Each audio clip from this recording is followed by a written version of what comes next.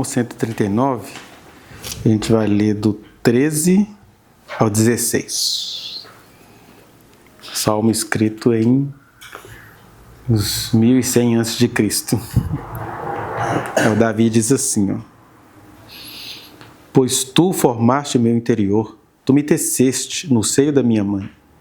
Graças te dou, visto que por modo assombrosamente maravilhoso me formaste. As tuas obras são admiráveis, e a minha alma o sabe muito bem.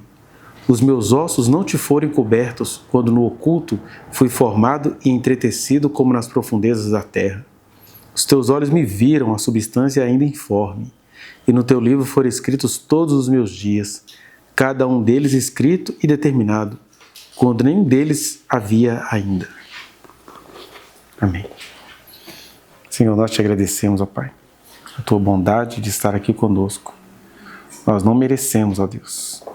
O Senhor sabe de todas as coisas. Como a Laísa disse, muito mais pessoas poderiam estar aqui, mas como o Senhor mesmo nos avisou, ó Deus, a semente é lançada e vem os espinhos, as muitas ansiedades da vida, os tropeços, e vão sufocando a semente.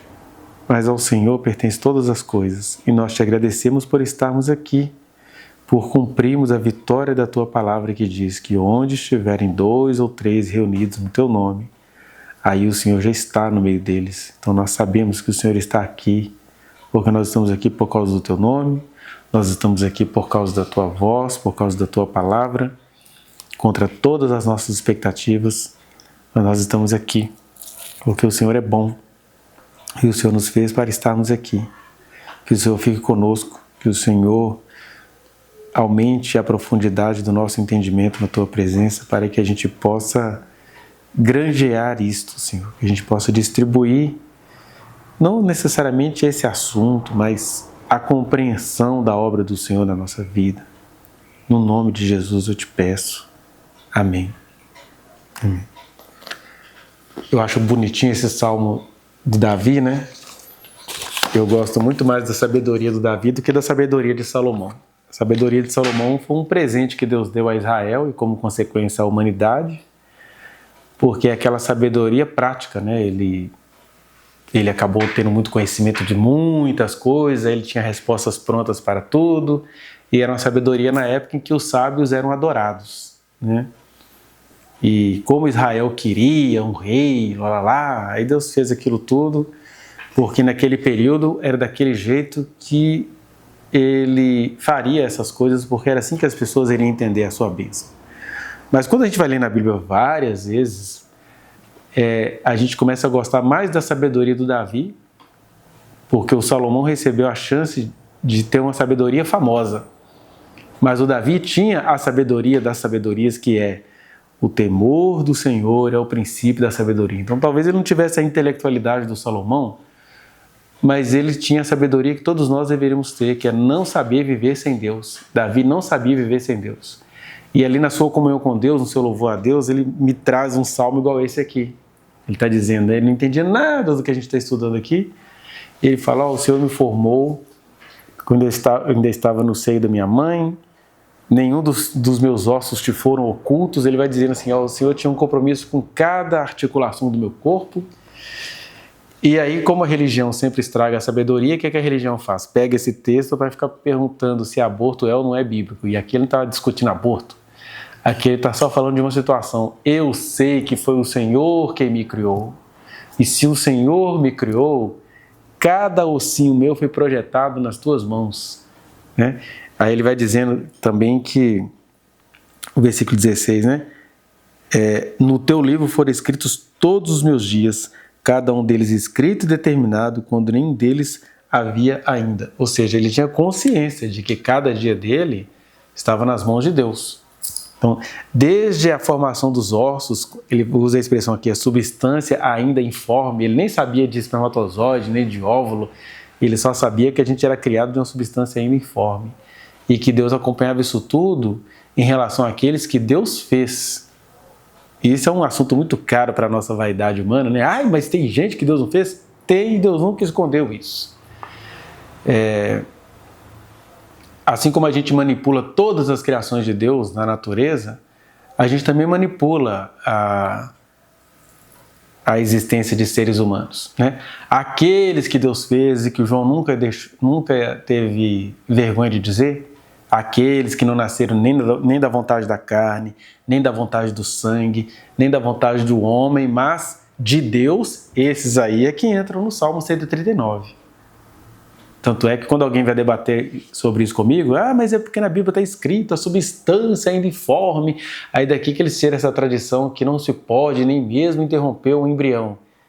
Então assim, gente, o embrião até a hora que Deus quiser, ele é só mais um ser vivo feito de maneira manipulatória, né? Eu lembro quando eu fiz o estágio lá no Hospital Risoleta Neves, eu fiz estágio na maternidade durante 2 semestres. E eu fiquei muito impressionado com as histórias que as mulheres contavam, como é que elas engravidaram. Isso não é para a gente ficar categorizando se seres humanos foram feitos por Deus ou não. É para a gente discernir que o ser humano manipula muita coisa, né? E que quem adora o Deus que Davi está adorando aqui não vai achar que Deus estava lá com aquele tiozinho ou com aquele tiozão que estava molestando uma menina de 9 para 10 anos que está engravidando sem saber. Isso não é obra de Deus. Quem é você para definir o que não é o que não é obra de Deus?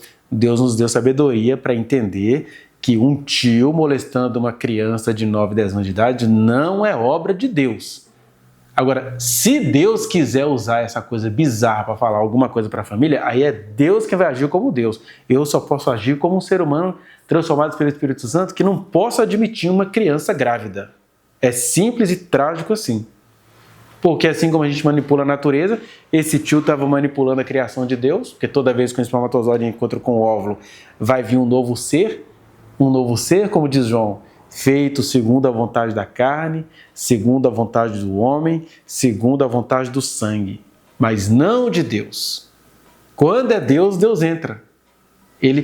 Igual ele aconteceu com Davi aqui, ó. Davi falou assim, se os meus ossos foram feitos sob a tua supervisão, se Jesus disse que até os cabelos da nossa cabeça estão contados por ele, como é que ele não vai interferir numa tragédia que a gente entende que não pode ter sido de Deus, né?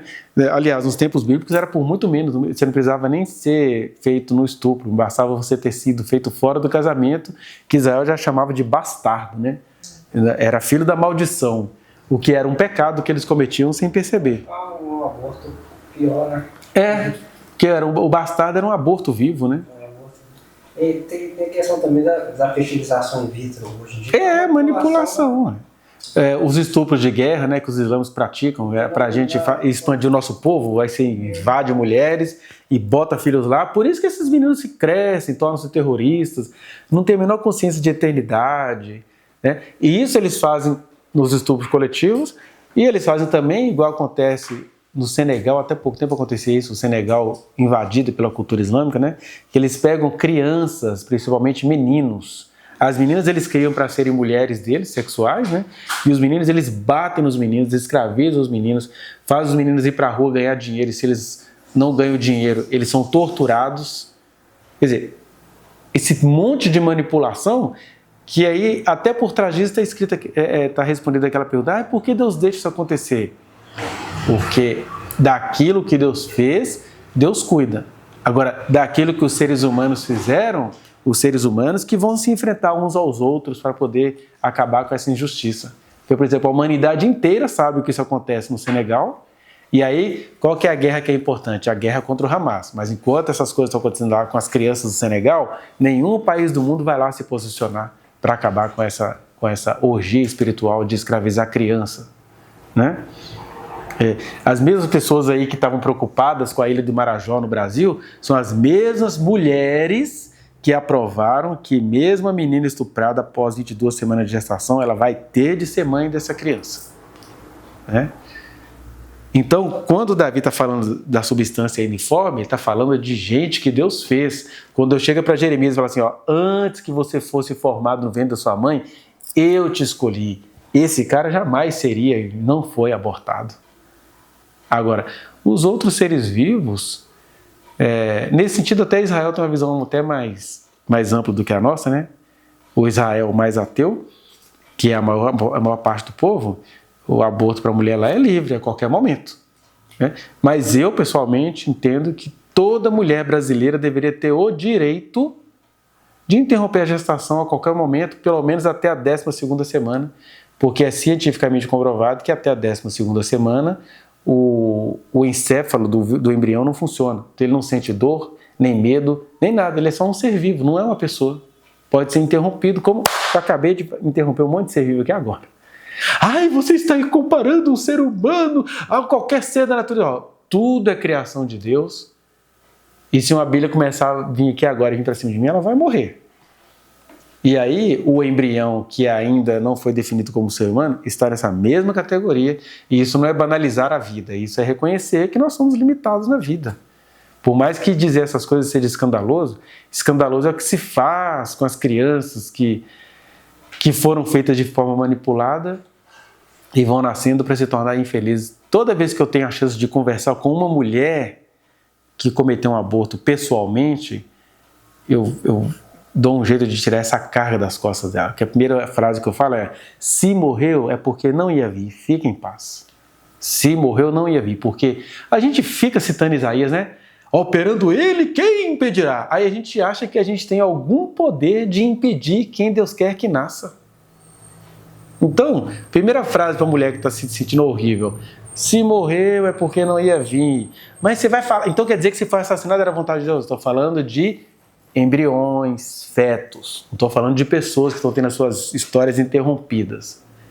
E aí o Estado deveria conceder isso às mulheres que pagam impostos, que têm uma vida tão difícil, até a 12ª semana de gestação, pode interromper para evitar essas perguntas. Mas você foi estuprada mesmo? Quem garante que... Igual aconteceu em Minas Gerais, né? A mulher passou mal, ela estava em crise de endometriose. Aí, como era um hospital católico, isso foi o quê? Deve ter uns 2 meses isso. Era um hospital católico, eles achavam que ela tinha praticado um aborto ilegal e agora foi pedir socorro, e por isso eles achavam que não iriam ajudá-la. Quando foi ver, a mulher não estava grávida, não tinha acontecido nada, ela só estava com endometriose em estágio terminal. A Sônia teve esse tipo de endometriose, né? A Sônia ficou sangrando 3 anos direto até ela fazer a cirurgia. Pois é. E aí o hospital achou que era aborto mal sucedido e não ajudou a mulher. Assim, ora, se eu ajudo o infeliz, tem um deputado aí muito querido dos evangélicos, é o... Ai, Jesus, esqueci o nome dele. É lá de Goiânia, que ele assassinou uma família inteira no trânsito. E aí ele foi atendido, Eu atropelei alguém lá bêbado e irresponsável e perdi uma perna, o pronto-socorro vai me atender, vai ficar perguntando sobre meus critérios morais, não? Aí a mulher chega passando mal, o hospital acha que ela estava tentando aborto e não atende, a mulher vem a óbito. Né? Tudo por quê? Porque as pessoas são muito contraditórias, elas não valorizam a vida das mulheres e meninas, mas elas ficam valorizando uma vidinha só para poder atentar contra as mulheres e meninas. E aí o Davi já tinha essa outra percepção: tu formaste meu interior, tu mexestes com os meus ossos, eu ainda era substância informe, ou seja, substância sem forma, e o Senhor já conhecia cada dia de todos os meus dias. E aqui eu estou pensando nisso porque a gente está estudando, ele está falando aqui dos aspectos físicos, né? E aqui a gente está estudando os aspectos, vamos dizer assim, inconscientes. Que para além dos aspectos físicos, aliás, os nossos aspectos físicos são todos determinados por forças e mecanismos inconscientes. Esses mecanismos inconscientes começam quando? Começam lá na nossa fase de amamentação, de onde vem todos os nossos gostos, toda a nossa alegria, toda a nossa capacidade de sentir prazer, todo o nosso sentimento de desamparo, vem desse período da amamentação que a gente viu no nosso último encontro. Hoje nós vamos para uma segunda fase, que acho legal a gente ler, e aí depois eu vou comentar, que é o número 2 aqui, ó. Alguém podia ler para nós, por favor? Que é o nosso processo de socialização a partir do aprendizado do controle das necessidades fisiológicas. Vamos ler aí. Só esses 6 itens aí do item 2. Tecnicamente chamada de fase anal, trata-se, na verdade, da descoberta de nossa primeira profissão, geralmente o bolo fecal. Então, quando a gente está na fase oral, que é quando a gente descobre a vida pela mucosa bucal, né? Aliás, isso é tão simples que se a gente coloca um bebê de 6 meses diante de vários objetos, o que ele vai fazer? Ele vai pôr na boca, né? E o pronto-socorro está cheio de bebês na fase oral que engasgaram com caroço de feijão, com moeda. Eles não têm a noção do limite, porque tem uma via prazerosa ali, né? Que a teoria psicanalítica vai dizer que isso que a gente começa a sentir a partir da adolescência, que é o prazer sexual, o genital, né, reprodutivo, ele esteve presente em outras partes do nosso corpo, que lá no texto original ele vai chamar de que é uma sexualidade perversa, ou polimorfa, mas ele não está falando de perverso, de perversidade moral, está falando de perverso é que tem outras versões, tem outras utilidades, né, e outras formas. Então, qual que é a utilidade da sexualidade durante a amamentação? É aprender a sugar, a se alimentar, a sobreviver e a ter prazer. E aí, na fase anal aqui, esse prazer que era concentrado na boca, ele ainda continua, né, pelas vias orais, mas ele vai se transferir para as vias que a gente vai chamar de retais, mas na verdade é para o controle dos esfínteres, né? O que são esfínteres? São aquelas estruturas musculares e nervosas, né, que nos ajudam a controlar a saída de urina, de fezes, né? Você está, sei lá, com prisão de ventre, aí você tem que administrar ali, essa apertadinha que a gente dá são os esfínteres. E ele vai dizer, isso teve que ser aprendido. E o que ajudou o ser humano a aprender isso? Foi exatamente porque aquilo era dotado de algum tipo de prazer que era misturado com esse prazer da convivência do bebê com a mãe. E isso tem a ver com muita coisa que a gente faz hoje no mundo adulto, né? De onde que vem a nossa economia? Por que a gente administra as nossas finanças? Por que a gente desenvolve determinadas obsessões e fobias? Tudo começou aí. Nisso que eu vou explicar depois que a gente lê isso aqui, ó. Então, o número... eu estava falando que na fase da amamentação, a mãe, ela é a nossa primeira possessão, nosso primeiro objeto de posse. Mas um belo dia, todo ser humano descobriu que produz alguma coisa, né? A gente fala do bolo fecal, que é o principal, porque é o mais visível. Mas a verdade às vezes o bebê ele descobre, né, que ele produz saliva, que ele produz xixi, que ele produz alguma coisa. Em geral, é o bolo fecal, porque é o que vai chamar mais a atenção das pessoas adultas, né? Por que vai chamar mais a atenção? Número 2. Ocorre do nascimento dos dentes até os 3 anos de idade, aproximadamente. Todos os processos sociais de controle, agressividade, negociação, administração e até mesmo sujeição a abusos iniciam-se nessa fase. Bom, então vamos lá primeiro. A gente tem que pensar que quando uma criança está nessa fase, nós adultos já somos todos contaminados, né? A gente aprendeu que o cocô é para jogar fora. E é isso mesmo, a gente aprendeu isso, é o excremento. Embora a gente faça algumas coisas bem bizarras, né? O planeta tem milhões de anos, mas tem menos de 200 anos que começou a rede de esgoto, né? E o que é a rede de esgoto? É a gente fazendo cocô na água que a gente vai beber. Olha que coisa horrível, né? Culturalmente falando. Aí outro dia, quando eu fazia psicologia ainda, as nossas colegas levaram uma turma de Rastafari lá na UFMG para dar uma palestra para a gente sobre como transformar o cocô em adubo. Eles moram lá no alto da serra, eles explicando como é que eles fazem, né? O vaso sanitário deles tem uma caixinha e tal. Eles falando assim, porque o ser humano é o único ser que faz cocô na água que vai beber, não é possível, né? E na verdade a gente descobriu que o Apocalipse, né? Então eu vi o anjo e terça parte das águas foi contaminada. O que é isso? É a criação da rede de esgoto, que a gente poderia ter vários rios aqui para a gente se banhar, mas a gente faz cocô neles e aqui tudo fede. A Lagoa da Pampulha é um fedor terrível. Todo dia eu tenho que passar ali na barragem da Pampulha. O cheiro é insuportável, né? Quando eu estou dando aula para os meninos, vamos calcular aqui, gente, só essa sala aqui, 30 pessoas. 30 pessoas só fez hoje, nos seus melhores dias, só 200 gramas de cocôzinho e a gente jogou no rio. Então são o quê? São 60 quilos só nessa sala aqui. 60 quilos de fezes jogado no rio. E vai lá para a Pampulha. E por isso que o cheiro é maravilhoso. Aí os meninos dizem, mas professor, tem um outro jeito? Tem, gente. Tem, aliás, nos Estados Unidos tem uma sociedade. Geralmente esses caras que vendem o Brasil para mineração, aí a vida deles lá no canto do planeta é boa. A vida deles é boa às custas da nossa miséria. Mas teria como você criar toda uma rede para recolher isso, para isso virar adubo, e aí virar florestas. Aí eu até perdi esses vídeos que eles sempre tiram da internet, porque isso é ameaça ao lucro, por exemplo, do empresário que cuida da pampulha. Ele ganha muito dinheiro com aquela sujeira que não tem fim. Mas tem um projeto ecológico onde você poderia transformar aquilo tudo ali numa floresta. Então a gente adulto interpreta que isso é para ser jogado fora. Mas na cabeça do bebê ele pensa assim, peraí, algum dia por acaso isso aconteceu com todos nós, a gente nem lembra disso, porque se a gente ficasse lembrando disso a gente não ia conseguir viver. Por isso que a gente fala que o inconsciente ele é o recalcado, né? A gente recalca isso tudo, só que o recalcado ele não fica guardadinho não. Ele muda de substância, né? Então ele sai de forma gasosa, sai entre os dedos, né? Ele aparece com outras formas. Por isso que a teoria psicanalítica vai dizer que o ser humano adulto ele é a pura prática do infantilismo, por exemplo.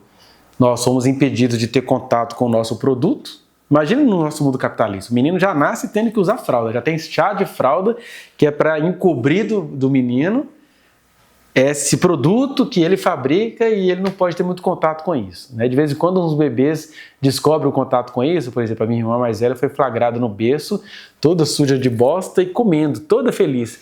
E a gente fica assim, como que neném faz isso? A gente tem que entrar na cabeça do bebê e pensar o seguinte, ele não tem a menor noção da realidade e ele descobriu que ele produz uma coisa. Só que assim, essa descoberta acontece com uma outra descoberta. Ele descobre que ele produz uma coisa e que ele não sabe por que todo mundo quer jogar aquilo que ele fez fora. Ele está pensando em fedor, em sujeira, em nada. E aí começa o processo de socialização que a gente não presta atenção nele. Aqui em casa eu consegui acompanhar os processos de cada um dos meus 3 filhos. E aí você fica entendendo assim, como é que é trágico, a criança confia na mãe, mas a mãe está enojada daquela bosta. E aí não se sabe por que o menino só faz aquilo quando está em público. Aliás, quem cuida de criança já passou por isso, Você acha que você está sendo pedagógico. Não, mamãe comprou um piniquinho para você. Quando você for fazer, é só você chamar a mamãe, tá? Uhum. Aí você sai, quando vai ver, tá lá a bosta no meio da sala. Ou lá na porta, onde todo mundo vai passar. Ou no meio do caminho. E aí a mãe, ao invés de entender que a criança está tentando emitir alguma mensagem, tipo, mamãe, eu que fiz. Não. Ela fica com raiva porque ela está concentrada no nojo que ela tem daquilo. E não no fato de que a criança está pensando que foi ela quem fez e ela está querendo mostrar. É um presente. Que ela vai ter que aprender aos pouquinhos que isso é algo que legal que você fez para ser jogado fora. Mas eu já conheci versões mais contemporâneas, até de pessoas conhecidas de todos nós aqui, que a mãe, tentando ser compreensiva com o filho, ela falava que ele ia fazer um cocôzinho e tal, então que ela comprou um pinico para ele fazer isso dentro do pinico. Aí o menino foi criando aquela ansiedade, tipo assim, mamãe tá me contando que eu faço algo, então eu tenho que fazer da melhor maneira possível porque a minha mãe tá me contando. Aí o menino começou a segurar tanto aquilo que a mamãe falou que era tão importante, que toda vez que chegava a hora de fazer cocô, não é que ele tinha prisão de ventre, é que ele começou a controlar os esfínteres para dar um bom presente para a mãe, aí aquela coisa grossa não saía, Então, assim, é um caminho assim, que a gente não tem muito o que fazer, não. Que a gente tem como ir descobrindo possíveis saídas, Mas o que acontece? Vamos criar uma hipótese, por exemplo, das milhares que podem acontecer com cada um. Eu lembro, por exemplo, dos meus 3 filhos aqui, o Kevin falou que a mãe dele ficava com mais impaciência, eu morria de dó dele. Professor, não faz isso com ele não. Porque ele sabia que ele ia desapontar alguém, mas aí ele fazia coisa na hora que a mãe não queria. Porque criança é criança, gente. Ela está aprendendo a controlar, E a gente comete erros mesmo. Aí a psicanálise vai dizer, então, é junto com esses erros todos que a criança está tentando criar alguma coisa sobre a realidade que ela não sabe do que se trata. Por exemplo, uma das milhares de hipóteses, a mãe pós-moderna está saindo para trabalhar, está atrasada e nem ela nem o bebê planejou nada, só que aí um dia ela saiu atrasada onde estava chegando, aí a criança borrou a fralda. Aí a mãe voltou Voltou reclamando, eu tô atrasado, perdi o ônibus por sua causa, não sei o quê, pega o menino de qualquer jeito. E isso é a mãe. Na cabeça do bebê tá assim, quando eu fiz o que eu tenho que fazer, ela voltou e ficou comigo mais um pouquinho, porque as mães, elas não têm a noção, as mães não, ninguém tem a noção do desespero que é para uma criança, que a mãe sai de manhã e volta, sabe-se lá que horas da noite. E aí ele descobriu que numa coisa espontânea, que ele sujou a fralda, a mãe voltou. Qual vai ser a tendência desse bebê? Eu vou administrar tudo no meu corpo, porque amanhã, na hora dela sair, ela vai voltar para ficar comigo um pouquinho. Ela vai até me bater, mas ela vai ficar comigo só um pouquinho. Aí ele programa que toda vez que ela for sair, ele vai soltar. E aí tem a programação do bebê e tem a raiva da mãe. Algumas mães vão espancar o bebê por causa disso. Outras mães vão colocar uma terceira pessoa para olhar o bebê. Então é sempre uma experiência de trauma. Porque primeiro ele estava tentando mostrar que ele produziu uma coisa. Depois ele descobriu que todo mundo quer jogar essa coisa fora. E agora ele está descobrindo que ele pode usar aquilo para negociar, para ter a mãe por perto. Mas aí algumas mães não ficam por perto. Ela continua indo embora. E aí você começa, peraí, quer dizer que correr atrás da sorte da vida é você administrar o que você produz, tentando ter a pessoa amada de volta, mas você não consegue. Por isso que eu falei aqui que controle, agressividade, negociação, administração e até mesmo sujeição a abusos, né? Porque a gente fica assim, que fulano gosta de apanhar. Às vezes um romance na adolescência que é muito cheio de abusos, começou aí.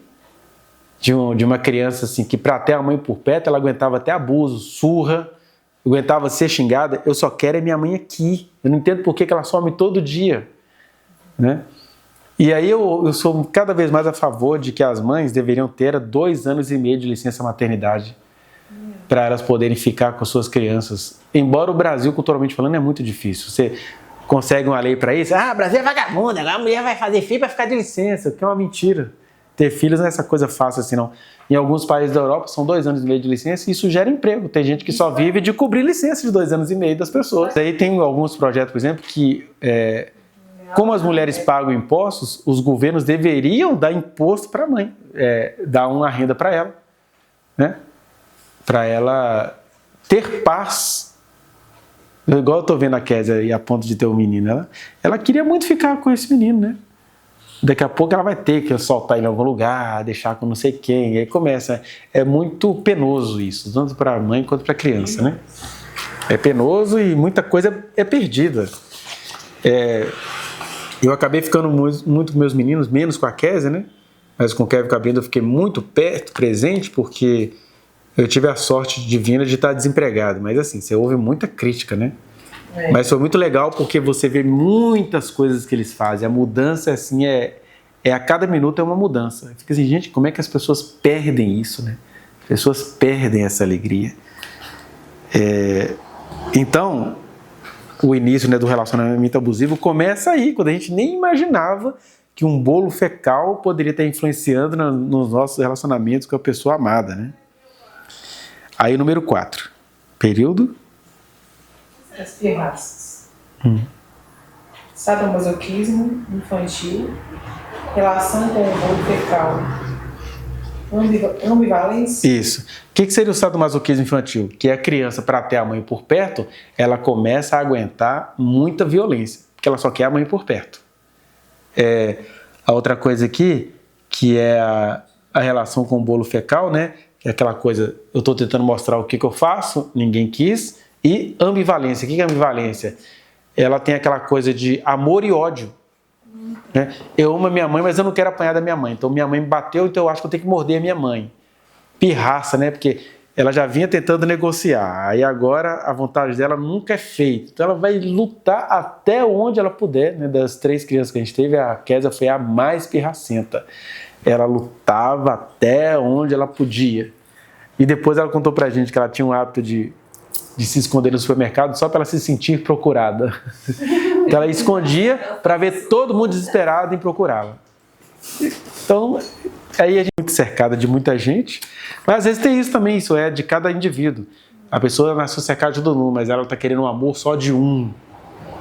E aí ela vai pirraçar com todo mundo, porque ela quer um, não quer todo mundo. Né? Aí, número 5. Atitudes. Atitudes, ora retentivas, ora repulsivas. Que é isso, né? Que é o 2 aspectos da pirraça. Tem hora que a criança ela vai reter tudo, não quer falar nada, não quer comunicar, não quer falar nada com ninguém. Ou então ela vai ser agressiva, bagunceira, destruidora. O que tem a ver com retenção e expulsão? Tem a ver lá com a origem do bolo fecal. Que tem hora que o bebê de até 3 anos de idade segura para ter alguma coisa e tem hora também que ele solta para poder ter alguma coisa. Eu me lembro dessa experiência porque ela foi tão traumática que eu me lembro dela. Minha mãe, tadinha, isso é 1977, tinha 2 para 3 anos. Mas eu me lembro dessa cena porque ela foi bem traumática. Eu não sei por que cargas d'água, eu estava nessa fase aqui e eu fazia muito cocô na calça. E vivia com diarreia, né? E aí, as mães nordestinas que ficam ouvindo o conselho umas das outras achavam que isso era pirraça, que isso era birra. Aí alguém aconselhou minha mãe, bota cocô na boca dele que você vai ver que ele vai parar com isso. E aí eu lembro desse dia que ela foi em algum lugar, pegou o cocô, não sei se era de cachorro, se foi o meu mesmo, e paf, colocou na minha boca. E eu cresci com essa imagem, até que lá na terapia eu me lembrei disso, eu falei isso para a psicóloga, e aí quando você fala, eu falei, não, eu vou chegar em casa, vou conferir essa história, às vezes é uma fantasia minha. Aí eu fui comentar com a minha mãe, ela deu aquela gargalhada. Mas rapaz, eu fiz isso mesmo, viu? Mas tu nunca mais fez cocô na calça. Eu falei, interessante que você resolveu o seu problema, né? O meu não. Ela resolveu o problema dela, que eu nunca mais fiz cocô na calça, mas o meu, eu estava lá, estava fazendo terapia por causa dessas questões inconscientes. Quando eu terapia sobre isso, ela sempre me dá um feedback assim de que essas questões da fase anal ela é muito mais difícil para uma pessoa autista. Uhum. E aí hoje em dia tem uma outra pessoa sobre isso, até sobre você e sobre mim também, que a nossa experiência foi parecida. Sim. Porque a pessoa acha que você está fazendo aquilo de birra, que você é teimoso, que você é estúpido, porque às vezes você é repreendido, você fica calado, porque você está ali sem saber o que fazer com aquilo, né? Nossa, falhou de novo, mas eu não sei o que eu faço. E a pessoa está achando que você está... Eu estou te xingando, você não está falando nada! Aí assim, se você fala, você vai apanhar. Se você está calado, é que você é um teimoso safado que vai fazer um pouco caso. Essa fase é mais assim...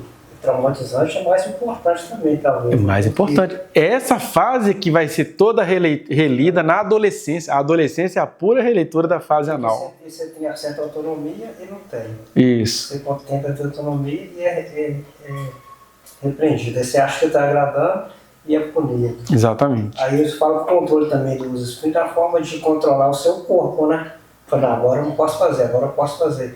Então, por exemplo, hoje em dia, por exemplo, você tem até hoje em dia, dependente, a gente tem prisão de ventre, às vezes é por questões emocionais também, né? A maioria das questões das prisões de ventre tem fundo emocional e, em geral, também, dessa fase. Contrário também, né? Porque tem, dependente da situação que você está vivendo, a pessoa caga na calça, né? Isso. Engraçado que a minha irmã, a segunda, ela fez xixi na cama até 18 anos. Só que todas as vezes que ela fazia xixi na cama, minha mãe esfregava a calça na boca dela, até o sangue descer. E não adiantou, né?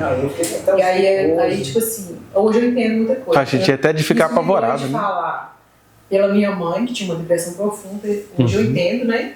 E a minha irmã também, que tinha uma depressão e tinha que ter esse problema lá do meu pai, né? Aquele problema que você, né? Então, assim, a minha irmã, e a minha mãe não deixava minha irmã tomar água a partir de 5 horas da tarde. E eu não gosto que acontece na minha mãe, mas assim... Exatamente, para ela não urinar, né? Pra ela não urinar. Mas aí a minha irmã explicava que não sabia por quê. Aí de manhã, ela dormia no colchão separado sozinha e tudo, e ela mijava na cama, mas mijava muito. Aí chegava de manhã, como ela já estava separada com meu pai, e a gente morava na casa da minha avó, de favor, aí todos os dias minha mãe batia, ela dava surra. Eu não consigo esquecer.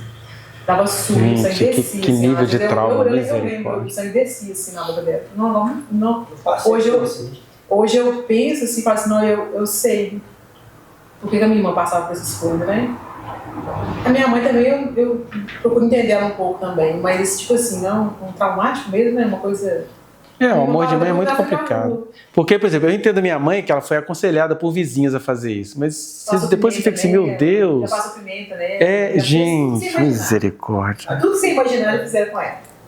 Mas você imagina que quando a gente está falando aqui, o tanto de criança que está passando por isso.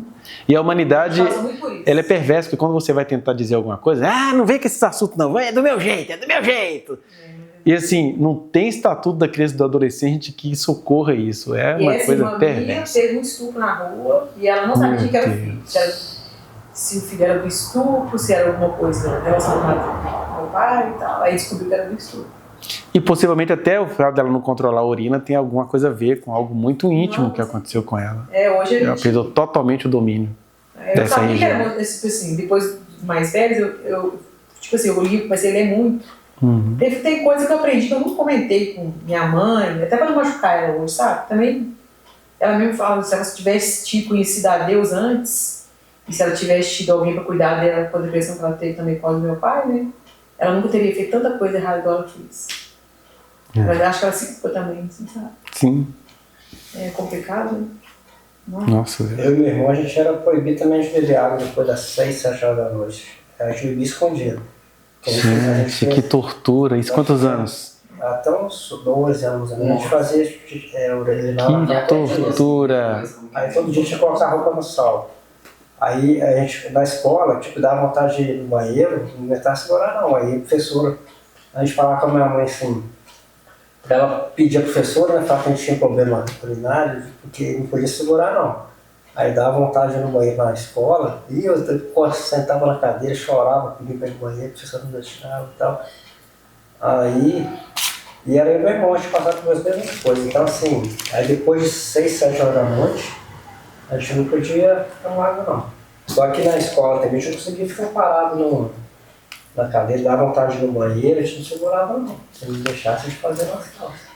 Nossa. Aí tem uma foto minha lá segurando. Eu tive que fazer recitar um poema no Dia dos Pais, nem o pai tinha, sabe? Aí eu colocava para recitar um poema no Dia dos Pais. Nossa Deus. Aí eu lembro quando eu tava com. Aí eu fui na foto, você via molhado aqui na cama. Então eles tiraram a foto, aí eu secava a foto, toda vez que eu olhava a foto eu já olhava direto na região. Aqui assim, eu sabia que estava molhado, sabe? E vira um pavor, né? A foto eu não sabia, né? Mas eu sabia que estava molhado, porque eu tinha a pessoa segurou, não, você vai ter que falar, você vai ter que recitar o poema e tal. Eu não tenho que ir no banheiro, tem que ir não vai dar tempo e tal. Eu fui pedir lá, e fico lá, recitei o poema com as calças molhadas. Aí eu lembro que era um uniformezinho azul, estático azul, civilista azul escuro, azul claro e branco, né? Aí no meio assim tava molhado assim. Nossa Deus. Também que essa foto desapareceu, sabe? Quer dizer, é difícil ser humano, né? E eu acho importante as pessoas terem um pouquinho de noção disso, porque você vê que a vida é um milagre até do ponto de vista psíquico mesmo, que é Deus nos livrando dessas coisas todas, né? Porque ter toda essa gafe, ela é muito grave para uma criança. A gente não faz ideia da leitura que uma criança faz disso, né?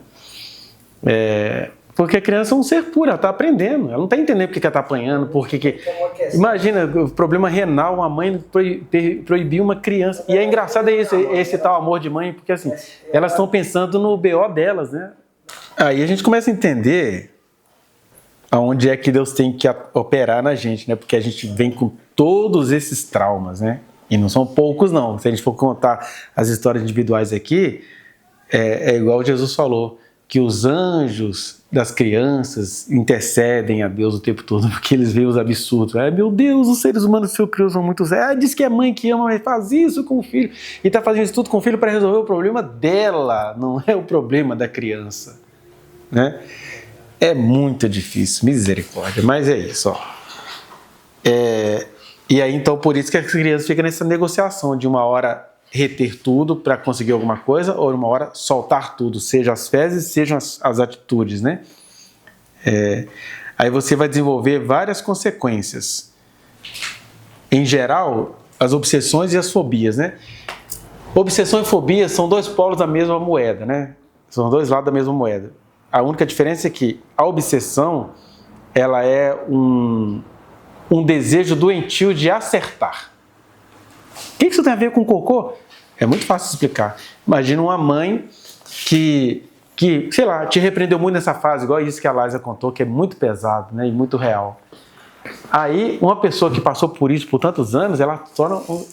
Eu vou existir para eu não desagradar alguém. E aí, para eu não desagradar alguém, essa sala tem que estar milimetricamente arrumada, tem que estar tudo perfeito. Aí, a pessoa obsessiva, ela tem uma determinação de não desagradar. Então, a vida toda tem que estar desorganizada, porque eu apanhei muito para eu chegar nesse nível. E ela apanhou muito por quê? Ela apanhou muito por uma necessidade fisiológica dela. Apanhou porque fez cocô, apanhou porque fez xixi. E aí, apanhar fazia a pessoa fazer mais ainda. Aí a pessoa fica obsessiva, organizada, porque ela está tentando agradar um fantasma inconsciente, que geralmente é a figura materna, mas pode ser uma outra figura de autoridade. Então essa é a obsessão. Ele acaba interferindo na vida dos outros, porque você exige que todo mundo seja limpo, organizado e não sei o quê. E a fobia já é o contrário. A fobia é o medo doentio de errar. Então, se na obsessão é uma vontade doentia de acertar, a ênfase está no acerto, na fobia o medo doentio é de errar. Então a pessoa fóbica, ela nem vive. Eu nem vou porque eu não posso errar. Eu não vou porque eu não posso falar. Eu não vou porque eu não vou dar conta. Ela não vai. E isso aconteceu o quê? Às vezes a pessoa apanhou numa fase dessa e assim, eu não posso existir, eu não posso negociar, porque senão vem uma figura, um fantasma e vai me cortar, então eu nem vivo. São as obsessões e as fobias. A segunda consequência é a avareza, a possessividade, a retenção, as indiscrições, os palavrões. Se você for olhar, por exemplo, todos os nossos xingamentos, ele tem pelo menos duas características principais. Eles são todos pélvicos, dessa parte aqui que a gente sempre apanhou por causa de alguma coisa dela. As meninas principalmente, senta direito, menina! Essa perna! Tudo vigiado. Aí os palavrões, já que eu não posso ter contato com essa parte do meu corpo, aí os palavrões são todos pélvicos. E eles também são misóginos, né? De vez em quando eu tenho coragem, né? Eu dou aula para os meninos sobre a origem dos palavrões. Então, todos os xingamentos têm a ver com alguma coisa pélvica e uma mulher numa situação desfavorável nisso aí. Sempre, né? Meu pai mesmo sempre chamava. Falava pra gente assim. Tipo, xingando, vai, fazer isso assim. Todas são assim. E aí, essa agressividade, né, que é você... O que é palavrão? É você o quê? Defecar pela boca, né? É você expor todo o esgoto da sua alma. Isso começou nessa fase anal aí, né? E a formação reativa, essa é simples, né? Não sei se vocês já conheceram pessoas assim. Formação reativa é quando você vive em público o oposto daquilo que você vive no privado. Então, por exemplo, o Hitler foi um cara que teve uma excelente educação, religioso, higiênico. Os exércitos do Hitler, uma organização de invejar. Mas uma das sobrinhas do Hitler deixou uma carta, ela suicidou, ela pulou de um prédio do 8º andar, salvo engano, e ela deixando que ela já não aguentava mais, porque o Hitler tinha uma paixão doentia por ela, né? E uma das formas dele sentir orgasmo é que ela tinha que defecar na boca dele, ela já não aguentava mais fazer isso, ela se matou. Então, você vê aquele homem todo religioso, quadradinho, com cabelo, com movimento, tudo coordenado, era um cara todo descompensado na intimidade. Que nojo. Que coisa maluca. Mas é aquela criança que não pôde ter contato com as fezes, né? Eu não estou justificando, mas explicando. Explicar não significa concordar, mas é apenas explicar. Então, por que ele era todo higiênico para fora? Porque ele era um menino que não pôde ter contato com aquela sociedade vitoriana, né? Que rir, uma gargalhada era um pecado quase capital. Então, ele se realizava ali na intimidade com alguém. Me dá o que eu não tinha acesso, põe na minha boca. São essas explicações que a gente encontra aqui no infantilismo, né? Orofilia, né? Aí tem esses nomes que a medicina dá, né? Mas é uma perversidade para um homem adulto que está tentando repetir uma coisa infantil que ele acha que não pode realizar. Mas geralmente, né, qual que é a grande fantasia da madame? A madame é aquela pessoa que tem uma vida toda regrada, tem todo mundo para dar banho nela e tal. Mas qual que é a fantasia da madame? É dar uma escapulida para ir na oficina mecânica ter relações sexuais por muitas horas por um mecânico, não é porque ele é mecânico, né? Porque ele está sujo de graxa. Então tem que ser com um mecânico sujo de graça. Não, eu vim aqui, eu gosto de cheiro de esgoto, por favor, venha. E ela tem os vários orgasmos dela. Depois vai lá, sociedade. Aliás, quem escreveu muito sobre isso foi o Nelson Rodrigues, né? E uma série dele que fez sucesso, que foi a Engraçadinha, mostrava muito isso, que ela se torna uma mulher muito moral, uma mulher boa, tal, mas ele vai contando, aquela moral toda dela é uma formação reativa, porque mostrava assim, as grandes orgias que ela gostava de praticar. Ele está dizendo aquilo, mas na verdade era todo mundo, todos nós temos alguma coisinha nossa que é uma formação reativa, mas tem gente que já tem essa personalidade assim, é todo regrado por fora, porque é todo porco na intimidade. Ou o contrário, tem gente que tem uma vida porca, vomita, não sei o quê, mas na vida pessoal dele, ele anda até com a bolsa cheia de papel que ele limpa tudo por onde ele está passando. Quando a gente começa a entender essas questões, por exemplo, aqui que eu imagino nós temos aqui futuros conselheiros da Palavra de Deus, quando você entende isso, quando você vai ouvir as histórias das pessoas, você vai com muito menos julgamento. Sim. Porque quando a pessoa te conta, irmã Laísa, você conta pra irmã que eu tenho umas coisas esquisitas ali em casa com meu marido, mas eu não sei de onde vem isso. Aí você já sabe de onde vem isso. E aí o seu nível é aquilo que Jesus falou, eu estou dando poder a vocês para perdoar pecados. Porque as origens estão por aí. As pessoas se sentem culpadas, mas elas não sabem de onde vem isso. Claro que o diabo pega carona, mas quando você tem uma compreensão dessas coisas, o diabo está no último lugar da fila, tem um monte de coisa mal trabalhada ali, né? E aí, quando a pessoa vai até entendendo essas coisas, o diabo vai perdendo lugar, porque aí o bicho papão sumiu, né? Então ele perdeu a magia de ficar iludindo as pessoas. Então quando a culpa vai saindo, né? Igual quando eu conversei com mulheres que já, assim, cara, você não sabe o peso que você me tirou das minhas costas. E é muito libertador, que aí isso que é o poder de perdoar pecados. Não é você pregar a favor ou contra alguma coisa, mas você ter essa compreensão e saber receber as pessoas, porque Deus nos confiou a missão de ganharmos pessoas para Jesus, e a gente tem que ganhar as pessoas, inclusive, nessas coisas delas, assim, eu não sou delegado, não é minha função descobrir crime, minha função é andar com esse cara 2 milhas, até ele se entender e ele se entregar para Jesus, né? Se é isso que ele quer, obviamente. Mas o que acontece? Quando a gente vai estudando isso, alguém fala assim, isso é viagem, sempre tem um aluno, isso é viagem, quem garante que minha vida hoje tem a ver com o cocô lá de trás? Aí eu acho legal, porque quando o Freud publicou tem um texto dele chamado 3 ensaios sobre a teoria da sexualidade, que o Hitler mandou queimar em praça pública, né? Eu acho que atingiu o Hitler. Quando a pessoa fica com muita resistência, você está dizendo alguma coisa dela. E ele escreveu um livro, e olha, se isso choca até hoje, imagine em 1920, chamado Caráter e Erotismo Anal. Mas ele não está falando lá de sexo, não, ele está falando desse erotismo, dessa fase que a criança manipula situações para ela ter alguma coisa, algum amparo, ter a mãe por perto. É nesse livro Caráter e Erotismo Anal que ele vai falar sobre as obsessões e as fobias, sobre a formação reativa, que a gente acabou de falar, né, que é a pessoa toda higiênica em público, que vai dar uma fugidinha ali para poder ir para o baixo meretrício, né? E aí, ele estava escrevendo sobre isso, e aí, na época... Amém.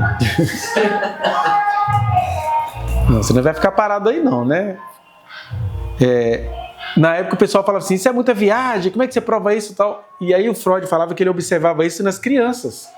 Só que ele não tinha muito como provar. Quem foi produzindo as provas do que o Freud estava falando era verdade? Os pais e mães, ainda que produzindo provas de maneira bem desumana. Porque nós vamos ver agora uma série de cenas de criança em desespero e todo mundo achando engraçado, né? Olha esse caso aí, por exemplo, ó.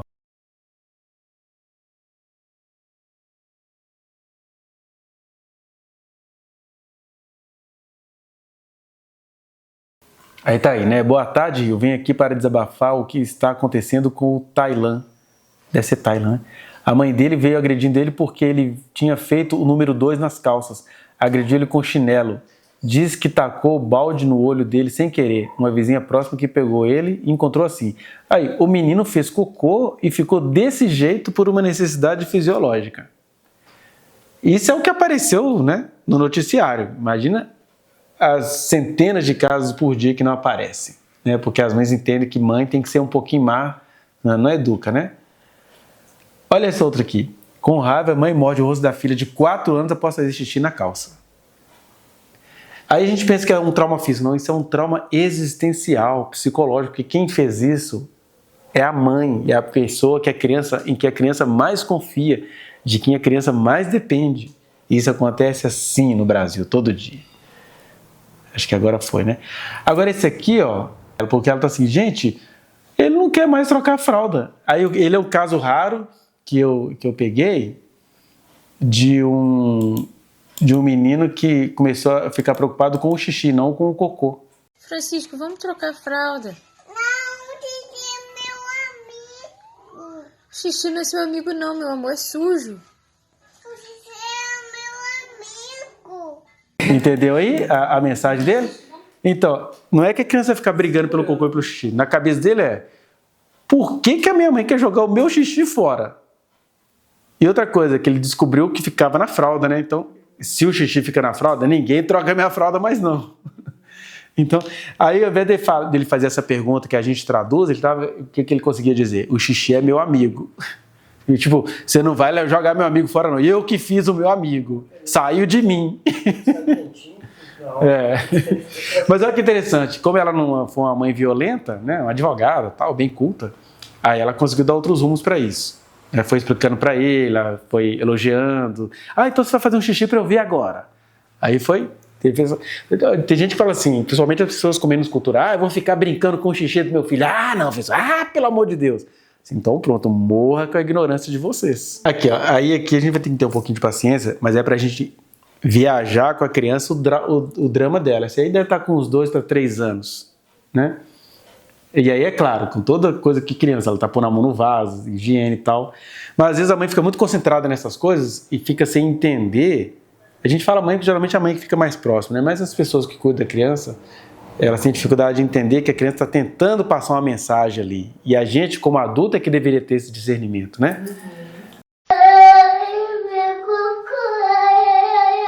Não, papai, faz mais aqui. Eu joguei fora só um pouquinho, só que tinha. Vem. Faz mais, papai, faz mais. Por que você está chorando? Hein? Mas por que você está chorando, papai? Faz mais. Oh, meu Deus. Toma, aqui eu joguei fora um pouquinho, ó. Aí você vem e faz mais, vem. Vem, neném, vem, não chore não, vem, sai daí, que é sujo. Vem. Vem, não chora assim não, papai. Vem. Meu filho, não é sujo, é sujo.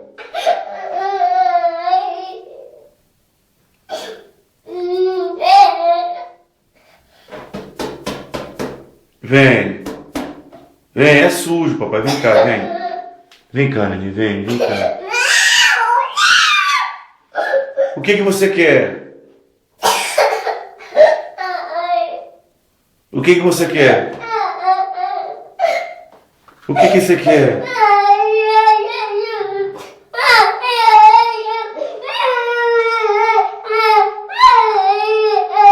Vem cá, meu papai, vem.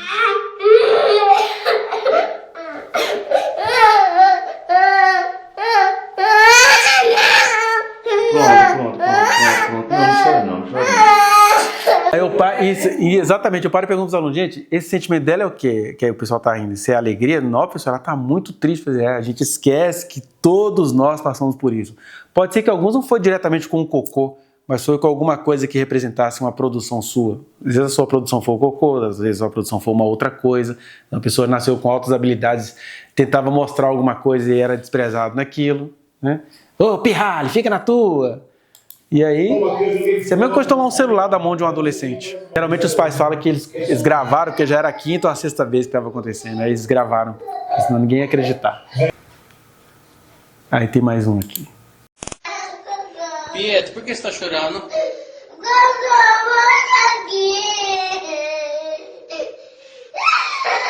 Filho, o cocô tem que ir embora.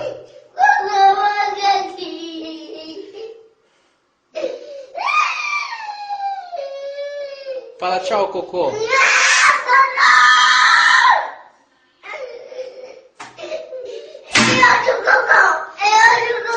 Você quer fazer outro cocô? E aí, você vai fazer o quê? Você vai guardar o Filho, o cocô tem que ir embora, filho.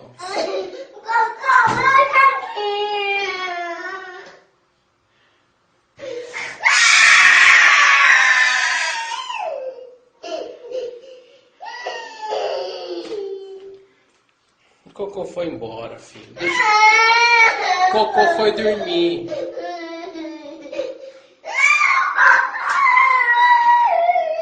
Não, não põe a mão aí, não. Tchau, Cocô. Não.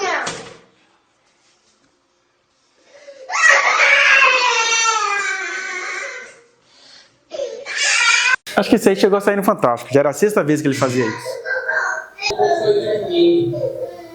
Achei legal os pais que ficam tentando. Cocô foi dormir. Aí vai dando outras lógicas pro menino. Tem que ter paciência. Olha lá, é querendo pôr a mão. Tipo, não volta mais, não tem jeito. Deixa eu ver aqui. É que eu tô apanhando esse negócio aqui. A mente da gente é muito. Nossa, é muito diferente, meu Deus. Aí, esse aqui, ó, que é uma neném mais novinha e a mãe não entendeu, tadinho. O que você quer? Você quer ficar com cocô? Hã? Você quer ficar com cocô, filha? Acendeu a luz? Olha. É. Então fala pra mamãe, você quer jogar o cocô?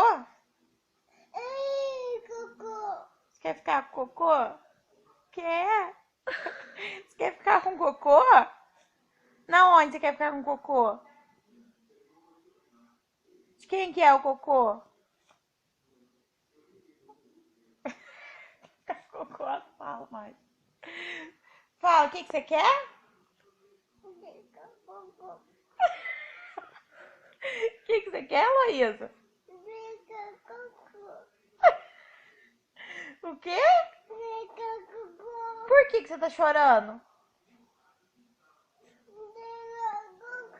Porque você quer ficar com cocô? Mas tá fedor, eu levei o cocô lá fora.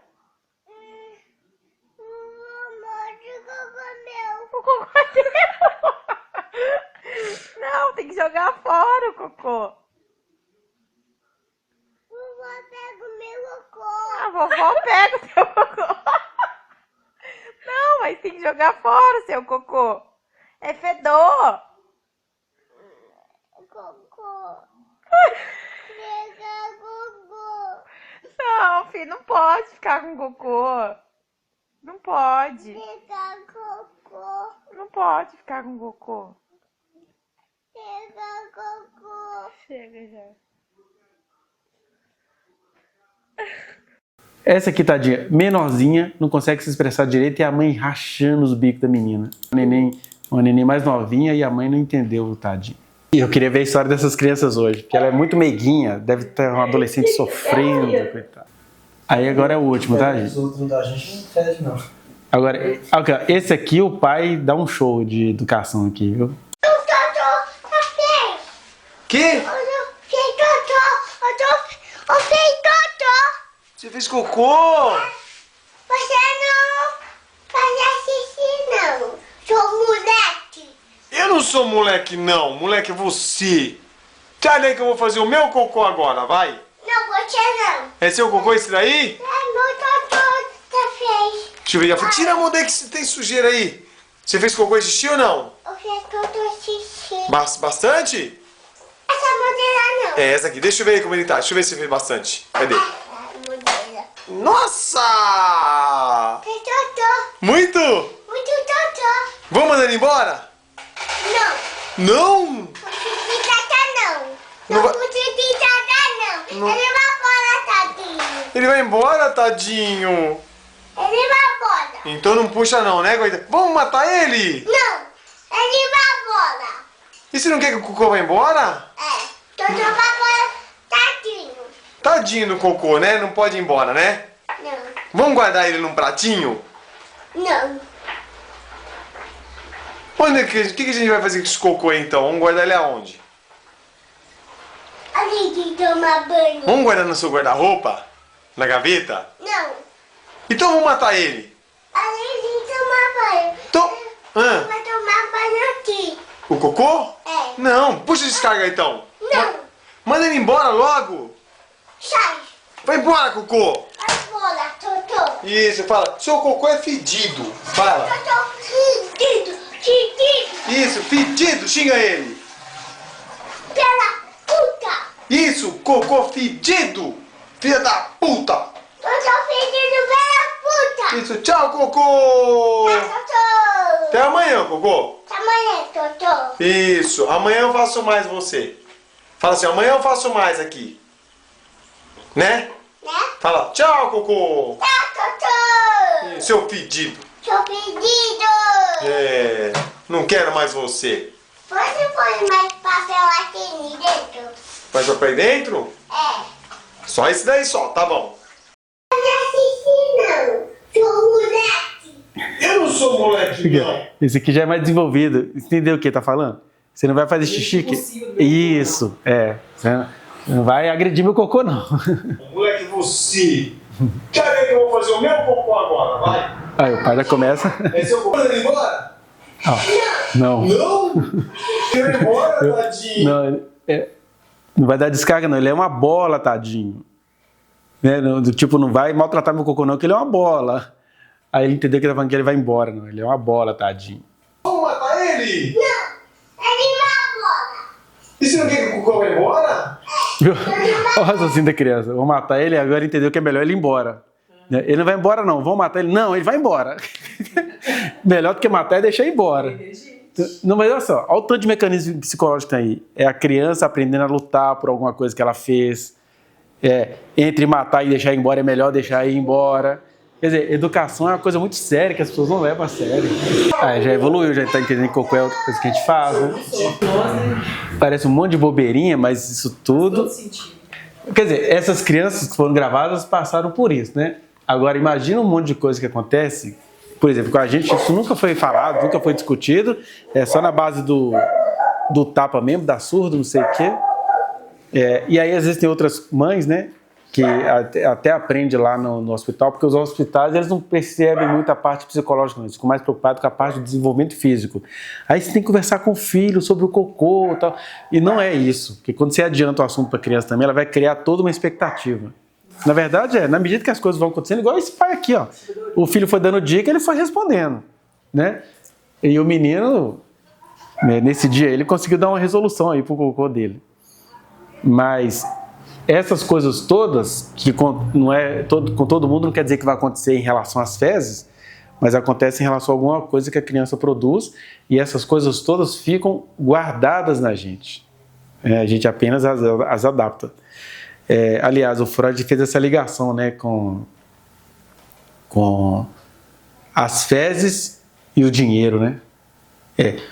Do ponto de vista biológico, qual que é a coisa mais suja que a gente faz, mas que a gente não pode viver sem ela? As fezes. O ser humano que não faz cocô tem com sérios problemas de saúde. E do ponto de vista sociológico, qual é a coisa mais suja, mas que a gente precisa viver com ela na vida em sociedade? A moeda, o dinheiro, né? Até que o Brasil está mais evoluído agora, que o nosso dinheiro está ficando cada vez mais virtualizado, mas o dinheiro em si é algo muito sujo, né? Porque dinheiro é fruto de exploração, de rasteira, de negociação, de não sei o quê. Ele está dizendo, então, ó, são coisas que a gente abomina, mas que a gente precisa delas para viver. Não tem como viver sem essas duas coisas.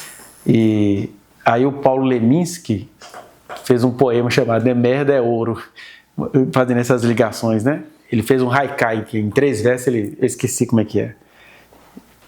Os haikais são versos japoneses, né? De 3 poemas japoneses de 3 versos. Aí, eu lembro desse título, mas mostrando isso, que por trás da nossa organização social, da nossa administração, da nossa economia, das nossas finanças, tem tudo isso aí. E aí agora, para finalizar, tem essa questão também mais da sexualidade, né? Porque, por exemplo, Se a humanidade não consegue conversar sobre uma fase que a gente passou, imagine os seres humanos adultos que descobrem que um prazer ficou fixado nas regiões anais. Pronto, aí e tem tudo a ver com essa fase. Porque assim como a gente fica com os nossos prazeres orais, né? Que a gente sublima para bebida, para cigarro, para outros vícios que a gente tem, algumas pessoas também têm uma parte erótica nessa região dos esfíncteres, né? Não talvez no sentido da violência sexual, mas, por exemplo, algumas mulheres se sentem muito culpadas quando elas descobrem que elas gostam do sexo anal e que tem que ser uma coisa muito bem feita. Aí começa aquele pessoal com um discurso mais moralista, porque a enfermeira tal deu uma palestra sobre isso, mas doença, qualquer outra prática sexual pode provocar, né? Então, não acho que o debate tinha que ficar restrito a essa questão mais moral, tinha que ficar restrito à história da pessoa. Eu já atendi pessoas que quando tinham 5, 6 anos de idade eram vendidas pelo próprio pai. O pai pagava 5, 6 reais para os amigos possuírem a criança. E aí essa menina foi crescendo, então quando ela se tornou adulta, ela descobriu que ela gostava do sexo anal, porque aquela violência que aconteceu com ela na infância, acabou, para ela poder sobreviver àquilo, o corpo dela teve que dialogar com aquilo. Então hoje é uma mulher adulta, fiel ao seu marido, mas ela gosta do sexo anal. Eu vou falar que Romanos, capítulo 1, está falando do modo natural. Gente, pelo amor de Deus, né? São coisas bem específicas, bem particulares, e que a pessoa sobreviveu a essas coisas, né? E se o que ela conseguiu tirar da sobrevivência dela foi isso, é a história dela. Né? Mas Jesus liberta. Jesus liberta. Jesus não liberta a gente das nossas estruturas mais pessoais, da nossa formação. Né? Às vezes até os nossos traumas se tornam dons espirituais, né? Eu concordo. Então, aí é o que a gente chama de fase anal, que na verdade é o aprendizado. Porque se a gente for comparar com a natureza, os animais não precisam aprender a controlar os esfíncteres, eles são guiados por instintos. A gente não, a gente teve que aprender a controlar essas necessidades fisiológicas e aprendendo a controlar isso, a gente foi se socializando. E acho que vocês enriqueceram muito essa aula hoje, contando as experiências traumáticas que vocês viveram e que vocês conheceram. Imagina, o que eu não poder beber água antes de dormir? Que horror! Gente, vamos agradecer, né? Aí essa fase anal, esqueci de falar dessa parte, né? Ela vai durando até que todos nós passemos por uma descoberta que a gente já passou por ela também, a gente esquece, e essa descoberta também vai definir tudo que a gente é agora como adulto. É isso que as pessoas falam assim, mas psicanálise é ficar voltando ao passado. Mas a gente não está falando de voltar ao passado, a gente está falando de como foi feita uma estrutura, né? Os fundamentos da nossa personalidade estão ali. Amém, Senhor, nós te agradecemos por esses momentos e tivemos aqui, ó Deus, como disse o Alexandre, fazendo uma arqueologia das nossas estruturas, para que possamos compreender qual é a boa, agradável e perfeita vontade do Senhor, porque se a gente não sabe nem como realmente vêm os nossos pensamentos, quanto mais a construção do inconsciente de cada um. Por isso nós entregamos tudo isso nas tuas mãos, que o Senhor seja o nosso amparo, que o Senhor seja o nosso refúgio, e que o Senhor é quem pode realmente resolver muitas coisas das nossas vidas, e nós, em gratidão a Ti, precisamos aprender a aceitar as pessoas, a acolhê-las, a recebê-las, porque os mistérios são muitos, profundos e infinitos. Mas é o Senhor quem vai nos dando as formas de lidar com isso, com cada situação. Nós te agradecemos a Deus por esses momentos e que o Senhor nos ajude a nos reunirmos cada vez mais, até que possamos compreender e ficarmos cheios do Teu Espírito, da obra que Ele também nos confiou. Amém. No nome de Jesus, que o Senhor dê um fim de semana excelente para cada um aqui. Nós te pedimos. Amém.